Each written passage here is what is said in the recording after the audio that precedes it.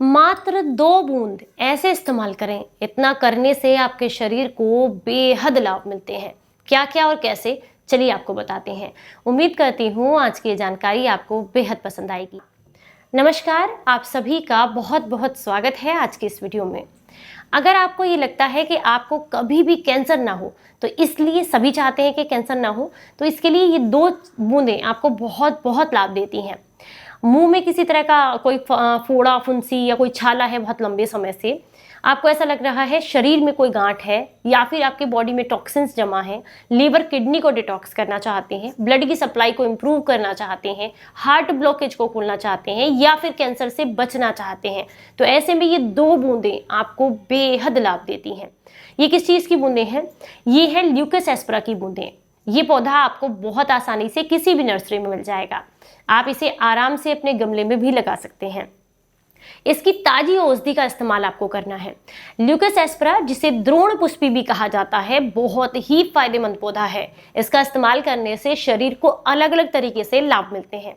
ये एंटीऑक्सीडेंट से भरपूर होता है, एंटी इंफ्लेमेटरी होता है, शरीर के अंदर जितना भी सूजन इन्फ्लेमेशन है उसको कम करता है, जिससे कि कैंसर का खतरा कम होने लगता है। मुंह में किसी तरह की समस्या है, कोई पुराना अल्सर है, छाला है जो आपको परेशान कर रहा है, या फिर इसके अलावा आपके कफ बिगड़ने की वजह से आपको ऐसा लग रहा है कि शरीर में कोई समस्या है, श्वसन तंत्र से रिलेटेड कोई समस्या है, पुराना कोई बुखार आपको परेशान कर रहा है, तो ऐसे में इसका सेवन आपको बेहद लाभ देता है। पुराने बुखार या सिरदर्द की समस्या से परेशान है तो 10 ml की मात्रा में आप ले सकते हैं इसका ताजा रस। ये आपको काफी ज्यादा लाभ देता है।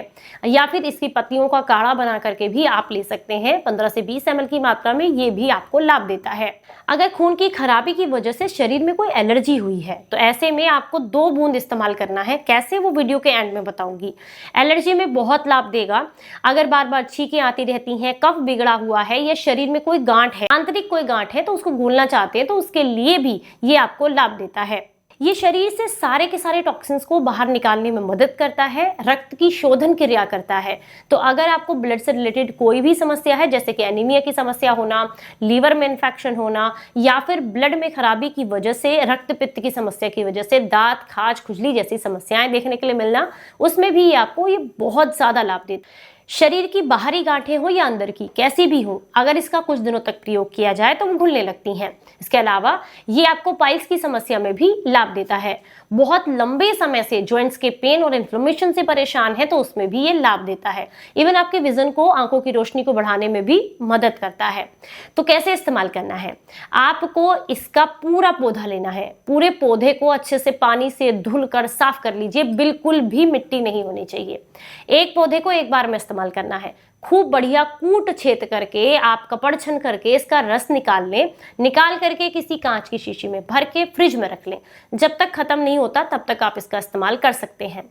क्या करना है? अगर आप चाहते हैं कि ये आपके शरीर के अंदर की गांठों को घोले, मतलब कैंसर सेल्स को मारने का काम करे, इवन आपके रक्त की शुद्धि करे, बॉडी से टॉक्सिन्स को निकाले, तो ऐसे में रात को सोने से पहले 1-1, 2-2 बूंद नाक में डालकर सोइएगा। इसी को ड्रॉपर की मदद से अद्भुत आपको लाभ देता है।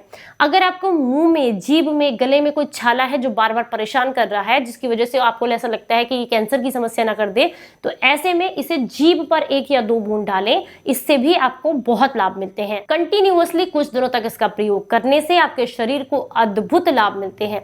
हालांकि इसकी सूखी औषधि पंचांग के रूप में, पाउडर के रूप में या सूखे फॉर्म में भी आपको मार्केट में मिल जाती है। उसका काढ़ा बना करके भी 15 से 20 ml की मात्रा में आप ले सकते हैं, 2 से 3 ग्राम सूखी औषधि का। लेकिन ताजी औषधि अगर आपको ये मिल जाती है तो ये ज्यादा आपको लाभ देती है। मैं स्टार्टिंग में बताना भूल गई थी, द्रोण पुष्पी को, ल्यूकस एस्परा को और भी कई नामों से जाना जाता है, जिसकी पूरी लिस्ट सामने स्क्रीन पर आप आसानी से देख सकते हैं और इसकी पहचान भी कर सकते हैं। चलिए, उम्मीद करती हूँ आज की वीडियो आपको पसंद आई होगी और आप इसे ज्यादा से ज्यादा लोगों तक शेयर करेंगे। चलिए फिर मिलूंगी किसी नई जानकारी के साथ। तब तक अपना बेहद ख्याल रखें और हंसते मुस्कुराते रहें। Stay healthy, stay happy. Bye bye.